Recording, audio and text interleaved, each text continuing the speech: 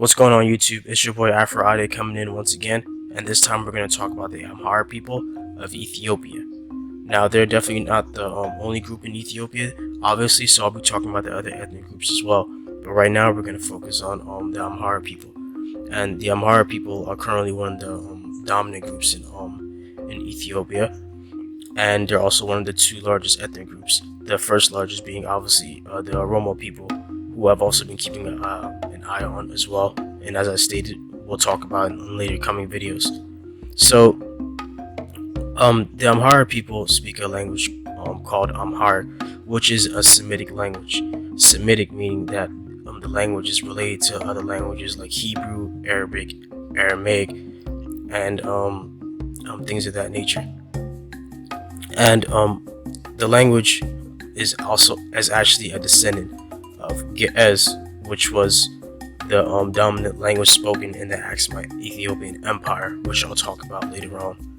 But Ge'ez is actually itself descended from a southern Semitic language arriving from Yemen to Ethiopia about a couple of 100 years ago. And some people think that the migration did happen that way, but there are some people that believe that the Ethiopian Amharic language or Semitic languages were actually there before the migration even happened. So it depends on the opinion of the person. But the other two languages that are also come from Ge'ez as well is Tigray and Tigrinya. Tigray and Tigrinya will be the northern Ethiopic languages, and Amharic will be considered the southern Ethiopic language. These three languages come from a common ancestor known as the Proto-Ethiopic Semitic. Now, ancient Ethiopia was a very old country, and it comprised of the lands of the Punt and Dumt, which was a contemporary of Egypt and Nubia.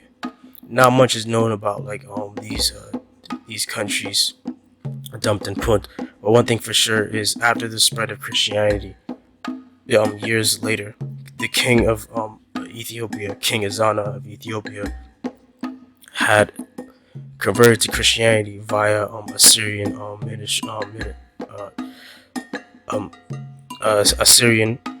individual who actually converted him, missionary. And after this conversion, he actually was also a notable conqueror as well, and conquered the remnants of the Kush Empire,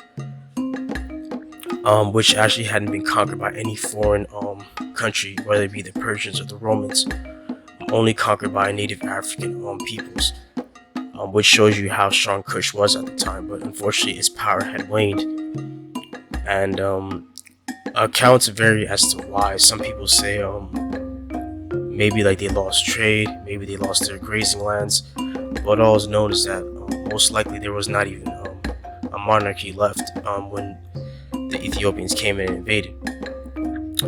Now, fast forwarding later on, the King Ezana actually conquered Kush and southern Arabia, the modern territory of Yemen.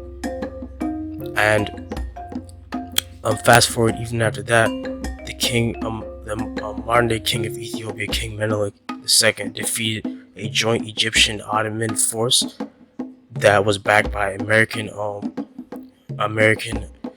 forces as well as other European forces as well, and still defeated them.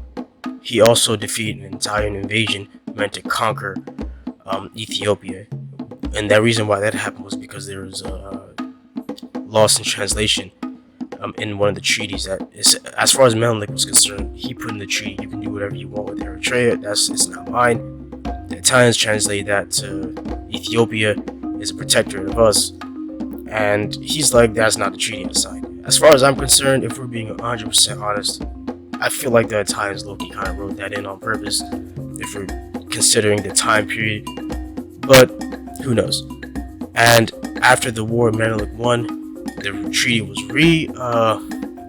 retranslated, and then Italy basically went home sad as hell and had to deal with a lot of politics back at home. And even after they tried to conquer again, the Ethiopians still resisted and were unwilling to submit to them as well. And even though they ended up annexing the entire country, and Haile Selassie ended up going into exile. The people still fought back relentlessly during the entire time the country was annexed, and they were unwilling to give up. So as far as I'm concerned, it doesn't really count as a colonization to me. And being the only country to actually prevent themselves from being colonized, they definitely deserve a lot of respect for that. So the Amhara people definitely left their mark on Ethiopia in many ways, whether it be their language, which is probably one of the most spoken throughout all of Ethiopia, like if you include secondary languages as well. But they're not the only ones that also left their mark on Ethiopia, and I will be talking about the Oromo people next in my next video. But tell me what you think about this video, and tell me what you think about the Amhara people also, guys. And I'll talk to you later. Goodbye.